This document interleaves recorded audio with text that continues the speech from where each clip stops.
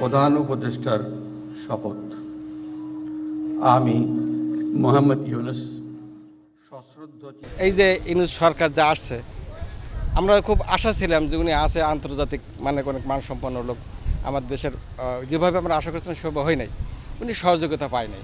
আমরা তো শুনতেছি যে প্রশাসনের সহযোগিতা পায় নাই, আমাদের ডিফেন্সের সহযোগিতা পায় নাই, রাজনৈতিক দলগুলোর সহযোগিতা পায় না। এই জন্য উনি প্রত্যাশা আমাদের পূরণ করতে পারেনি। সে আমাদের কাছ থেকে বেরিয়ে যেতে পারছে, কারণ আমরা এটা বুঝে গেছি যে সে প্রত্যাশা আমাদের পূরণ করতে পারেনি। তার মানে আন্তরিকতার ঘাটতি ছিল না, এটা আমরা মোটামুটি বুঝতে পারতেছি যে পারিপার্শ্বিক অবস্থার কারণে উনি আমাদের প্রত্যাশা পূরণ করতে পারে নাই। তো উনি এই মুহূর্তে নির্বাচন হতে হলে অবশ্যই সংস্কার ছাড়া নির্বাচনটা আমরা পছন্দ করি না।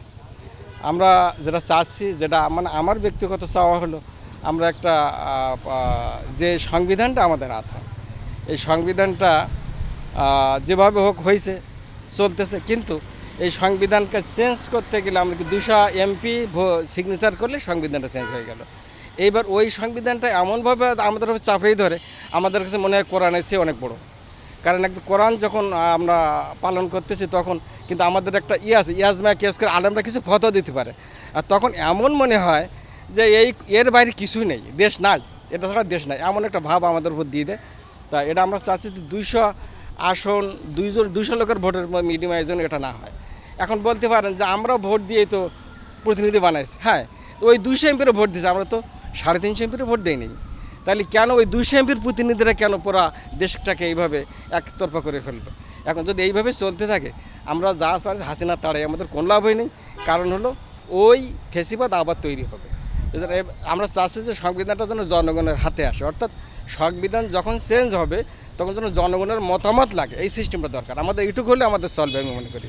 বা যা শুনতেছি যে আমরা মিডিয়ায় দেখি, তাতে ওনারা মানে প্রত্যাশা পূরণ করতে পারতেছে না। প্রধান কারণ রাজনৈতিক দলগুলো তাদের সাহায্য করে না, প্রশাসন তাদের সাহায্য করে না, এবং শুনতেছি সেনাবাহিনী নাকি তাদের সাহায্য করে। তাহলে আমরা প্রমাণ পাচ্ছি, আমরা দেখছি যে সেনাবাহিনী যখন রাস্তায় বেরোচ্ছে, মানুষ আমরা রাস্তায় বেরোতে পারতাম না। এবং এটা সম্ভবত 93 সালের ঘটনা, যে অপারেশন কিলিনাট হয়েছিল, বিএনপি ক্ষমতায় ছিল, তো সেনাবাহিনী অপারেশনে যাচ্ছে শুনে মানে আপনার যুব দলের এক নেতা হার্ট করে মারা গেছিলো।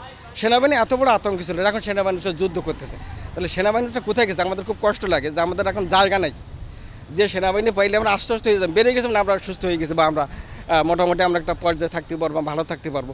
অথচ সেনাবাহিনীর সাথে এখন পাবলিক যুদ্ধ করতেছে, এটা আমাদের জন্য খুবই কষ্টদায়ক। এটা আমরা কখনো প্রত্যাশা করিনি যে সেনাবাহিনীর সাথে জনগণ যুদ্ধ করবে। আমরা তাহলে কাকে নিয়ে আমরা আমাদের সার্বভৌমত্ব রক্ষা করবো? কাকে নিয়ে? যদি সেনাবাহিনীর সাথে আমরা যুদ্ধে নেমে যাই, তাহলে আমাদের সার্বভৌমত্ব রক্ষাটা কীভাবে হবে? এটা আমাদের মাথায় ঢোকে না। দেখেন, আমাদের ল অ্যান্ড অর্ডার্স নেই বললেই চলে। আমরা সাধারণ মানুষ বাহিরে এসে বা নিজেদের জীবনযাপনের ক্ষেত্রেও কোনোভাবেই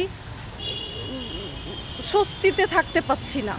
আমাদের একটা অস্বস্তি কাজ, ভয়, শঙ্কা, অনিশ্চয়তা কাজ করে যাচ্ছে। সেটা গৃহিণী বলেন, চাকরিজীবী বলেন, ছাত্র বাচ্চা বলেন, সবার জন্য। এই যে বাচ্চাদের হানাহানি মারামারি বেড়ে গিয়েছে। বাচ্চা ধরেন ঘর থেকে বেরোচ্ছে, মনে হয় কি যে আবার সুস্থ মতন ফিরে আসতেছে কিনা। মারামারি তো আছে, বাচ্চাদের ক্রাইসিসগুলো। আবার আমাদের বড়দের ধরেন যে চাকুরি, সে ক্ষেত্রে অনেক অস্থিরতা কাজ করছে। বাহিরভাবে সাধারণ অনেক জানে না, কিন্তু ভেতরে দিয়ে বেশ অস্থিরতা।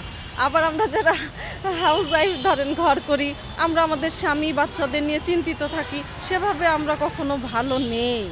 পারে না, উনি তো নির্বাচিত সরকার না, উনি পারবে কিভাবে? প্রশাসন দিয়েই তো সব কিছু, প্রশাসন তো উনি কন্ট্রোল করতে পারে না। নির্বাচিত সরকার হইলে উনি প্রশাসন কন্ট্রোল করতে পারতে, প্রশাসন কথা শুনতে। আর উনি তো এখন আছে, এখন মানে ভারপ্রাপ্ত হইয়া আছে, এই জন্যেই উনি পারে না। এখন এখন নির্বাচন দরকার, নির্বাচিত সরকার আসলে দেশটা ঠিক মতো চলবে। নির্বাচন সকলের প্রত্যাশা, নির্বাচন তো হতেই হবে।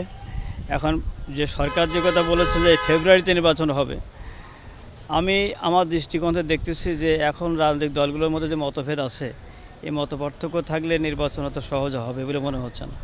এরপরে গ্রহণযোগ্য নির্বাচনের জন্য যে শর্তগুলো আছে, স্বাধীন নির্বাচন কমিশন, পুলিশ বিভাগের যে স্বাধীনতা আছে এবং সক্রিয়তা বোধ আছে, সেগুলো আমরা আমাদের দৃষ্টিতে সেও দেখছি না।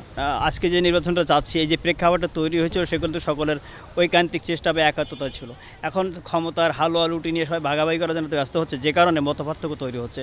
যদি আমরা একটা প্ল্যাটফর্মে না আসতে পারি, একটা এজেন্ডায় আসতে পারি, একটা ইউনিক পয়েন্টে না আসতে পারি, তাহলে যে নির্বাচন হবে সেই নির্বাচন ফ্যাসিবাদের নির্বাচন হবে। আসলে প্রত্যাশা অনুযায়ী যে সংস্কার দেখার কথা ছিল, বিশেষ করে নির্বাচন বিভিন্ন কমিশন গঠন করে সরকার যে আমাদের একটা আইওয়াস করছে কিনা জানি না, যে আমাদের একটা প্রত্যাশার আলো দেখা ছিল, সেটা বাস্তবায়ন আমার দৃষ্টিগতটা দেখিনি। সুতরাং সংস্কার কাঙ্ক্ষিত মানে এখনও হয়নি বলে আমরা মনে করি। আমি যদি বলি তাহলে বলবো যে আমার দৃষ্টিকোণ থেকে এই সরকার ব্যর্থ। কেন ব্যর্থ আমি সেই জায়গাটুকুতে যদি দেখি, তাহলে আজকে আপনি দেখেন যে বাংলাদেশের যে আইন শৃঙ্খলা বাহিনীর কথা যেটাকে আমরা বলছি, সেই জায়গাটুকুতে সরকার কোনো প্রশাসনকে নিয়ন্ত্রণ করতে পারছে না। ইভেন হচ্ছে যদি আমরা দুর্নীতির জায়গাগুলোতে দেখি, যে আমলা যারা আছেন, সরকারি কর্মকর্তা কর্মচারী যারা আছেন, তারাও কিন্তু শেখ হাসিনা যে ফ্যাসিস্ট শাসনামল, যেটা নিয়ে আমরা এই আন্দোলন করেছি, জুলাই আন্দোলন করেছি, সরকার পতন ঘটিয়েছি, এর পরবর্তী যে কার্যক্রমগুলো আছে সেটা কিন্তু পুনরায় পূর্বের ধারাবাহিকতায় চলে গেছে, এবং যার ফলে আমরা এখন এটাকে নিয়ন্ত্রণ করতে পারছি না। প্রশাসনকে অন্তর্বর্তীকালীন সরকার যে নির্দেশনা দিচ্ছে তারা সেটা হয় মানছে না, অন্যথায় পুলিশ প্রশাসন এখন ভয় পাচ্ছে জনগণকে, যার কারণে তারা ফিল্ডে ওইভাবে অ্যাক্টিভলি কাজ করতে পারছে না।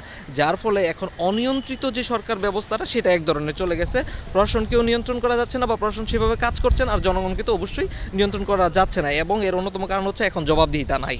বাংলাদেশে গণতান্ত্রিক রাষ্ট্র ব্যবস্থার মধ্যে সুশাসন এবং জবাবদিহিতা হচ্ছে অন্যতম, কিন্তু সেই জায়গাটুকুতে দেখব যে সুশাসন তো এখন সরকার না থাকলে সুশাসন কে প্রতিষ্ঠা করবে? আর জবাবদিহিতার জায়গাগুলোতে যদি দেখি, কার কাছে আমি জবাবদিহিতা করব? যদি একটা রাজনৈতিক দল ক্ষমতায় চলে আসে তখন কিন্তু জবাবদিহিতার একটা জায়গা তৈরি হয়, কিন্তু এখন কিন্তু সেই জবাবদিহিতার জায়গাটা নেই।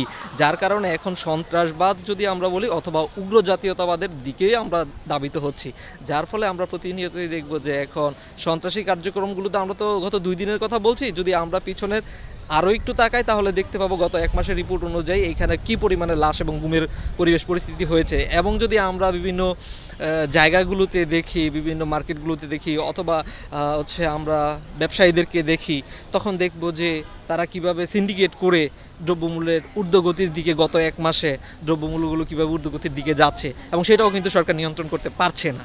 তো আমার কাছে মনে হয় এটা টোটালি ব্যর্থতা। নির্বাচন হবে না, দেশের যে পরিস্থিতি, আইন শৃঙ্খলা পরিস্থিতি ভালো না, মব জাস্টিস সব জায়গায়, দেশের পরিস্থিতি কোনো ইয়ে নেই, আইন শৃঙ্খলার তো কোনো ইয়েই নেই। আইন শৃঙ্খলা যখন নির্বাচন হবে, আইন শৃঙ্খলার একটা মানুষের মানে মানুষ সচরাচর চলাচলের যে একটা সেই ইয়েই তো নেই। সে হিসাবে কি কোন হিসাবে নির্বাচন হয়? আগের তো মনে করেন আগেই ভালো ছিলাম, এই এখনও যেরকম এই আগের মতন এরকম মানে পরিশ্রম বেশি হয়েছে, ন্যায্য মূল্য পাওয়া যেতেছে না। হ্যাঁ, এই সরকার মাশাআল্লাহ অনেক সফল। হ্যাঁ, তার কারণ উনি না থাকলে অন্য কেউ থাকলে মানে 3 মাসও থাকতে পারতো না। ওনার তো বুদ্ধি অন্যরকম, মানে লোকটা খুবই ভালো। আসলে ডক্টর ইউনূস সাহেব নির্বাচন করে দেওয়াটাই ভালো, কারণ এখনও দেশ নিমন্ত্রণে আসে নাই, দেশ এখনও ঠিক হয় নাই। ঠিক হইলে তারপরে নির্বাচন দেওয়াটা উচিত। এখন বর্তমানের যে অবস্থা মোটামুটি ভালোই আসছি। আগের ধরেন দেখা গেছে তরি তরকারি 1000 টাকা কাম করলে 1200 টাকা তরি তরকারি কিনতে দিচ্ছি, চাইল ডাইলের। এখন মোটামুটি দেখা গেছে 500 টাকা ইনকাম করলে 500 টাকা তরি তরকারি কিনা যায়। হলে আমরা যে গণ অভ্যুত্থান করেছিলাম, ছাত্র জনতা বা আপামর তাওহিদি জনতা, আপামর সমস্ত মানুষকে নিয়ে আমরা যে গণ অভ্যুত্থান করেছিলাম, এই গণ অভ্যুত্থানের তো উদ্দেশ্য ছিল না শুধু একটি নির্বাচন করা। আমাদের তো উদ্দেশ্য ছিল যে যারা এই জুলাই হত্যাকাণ্ড করছে তাদের বিচার আগে করতে হবে। যারা শাপলা চত্বরে হাজার হাজার মানুষদেরকে হত্যা করছে রাতের অন্ধকারে, তাদের বিচারকে সম্পন্ন করা। এরপরে 21 সালে মোদি বিরোধী আন্দোলনে যারা এরকমভাবে যে ফ্যাসিবাদ সরকার এবং তাদের দোসররা যারা এই হত্যাকাণ্ড ঘটিয়েছে তাদেরকে বিচার করা, তাদেরকে ফাঁসির কাস্টে ঝুলানো। এরপরে এরকমভাবে তাদের যে দল আছে, দলকেও একেবারে স্পষ্টভাবে কিন্তু নিষিদ্ধ করা হয়নি। দলকে দলীয় একেবারে রাষ্ট্রীয়ভাবে চূড়ান্তভাবে নিষিদ্ধ ঘোষণা করা, এবং রাষ্ট্র যখন একটা সুন্দর একটা পর্যায়ে আসবে তখন নির্বাচন দেওয়া। আমি মনে করি এখন যদি ফেব্রুয়ারিতে নির্বাচন হয় তাহলে সুষ্ঠু নির্বাচন হবে না, এবং আগের থেকে আরও ভয়ানক, যে আগে যেরকম দিনের ভোট রাতে হয়তো এরকম কিছু একটা হয়তো হবে। আমি মনে করি নির্বাচন ফেব্রুয়ারি আরও আগে দেওয়ার দরকার, কারণ বর্তমান দেশের যে পরিস্থিতি, ঠিকমতো আমরা গাড়ি ঘোড়া চালাতে পারতেছি না। রাস্তায় আজকে বিএমপি মিটিং করে, কালকে জামাত করে, পরশুদিন পাখা করে, এরপরে নাগরিক পার্টি করে, এনসিডি, মানে বিভিন্ন ধরনের যে দলগুলো প্রতিদিন তারা বিভিন্ন ধরনের যে সমাবেশগুলো করে, এতে আমরা ঢাকা শহরের মানে আমাদের সমস্যা হয়ে গেছে গা। আমরা গাড়ির জমা তুলতে পারি না, কিন্তু গাড়ির জমা তো মহাজন কম নেয় না। আবার দেখা যায় যদি নির্বাচন দেয় তাহলে একটা থাই সরকার আসবে, উনি আসলে দেখা যায় যে ওটাগুলো বন্ধ করে দিবে, তারপর যেগুলো অবৈধ গাড়ি এগুলো উচ্ছেদ করে দিবে, তাহলে দেশটা একটা নিয়ন্ত্রণ পরিস্থিতি ফিরে আসবে। আজকে যত সাধারণ জনগণ আছে তারা কিন্তু অসহায়, তারা কিন্তু রাস্তায় বেরোতে পারতেছে না। তারা যদি বেরে পারে, এমন কিছু কাজ যদি সরকার করে, সাধারণ জনগণ যদি রাস্তায় বের হয় যে আমরা এই সরকারই চাই, হাই হাই হাই রে, অন্য কোনো সরকার আমরা চাই না, তখন হবে খেলা। কিন্তু এইটা কোনো সরকার, এটা সাধারণ জনগণ বলতেই পারতেছে না যে কোন সরকার আসলে ভালো হবে, কে আসবে, এটা সাধারণ জনগণ বলতেই পারতেছে না। আজকে এই সরকার যদি গেল, দেখেন ছাত্র সমাজ, আমাদের ছাত্র সমাজ রে, আমাদের সোনার বাংলা রে, দেশটি স্বাধীন করলো আমাদের ছাত্র সমাজ রে, ছাত্র সমাজ ছিল আমাদের বাংলার অহংকার, তাদের কারণে দেশটি স্বাধীন পেলাম অধিকার। দেখেন এই তো ছাত্র সমাজ নিয়ে আমি কথা বললাম, এখন তাদের এই প্রশংসা করলাম, তারা যদি একটা নিয়ন্ত্রণের মধ্যে থাকে, তারা যদি মানুষের সাথে ভালো করে, তাইলে কিন্তু আরও সুনাম হবে তাদের, এই হবে না? এখন ওই সরকার যদি, ছাত্ররা আমাদের মেধা, ওই সরকারের যদি বুদ্ধি থাকতো, বাবা তোমরা কী চাও আসো, এমন করো কেন, তাদের যদি নিয়ন্ত্রণে ভালো মুখের ব্যবহার দিয়া তাদের লোকজন যদি এরকম না করতো, দেশের মেয়ে দেশেই থাকতো, সে পতন হইতো না। কিন্তু তার ব্যবহারের কারণে আজকে ধ্বংস হয়ে গেছে।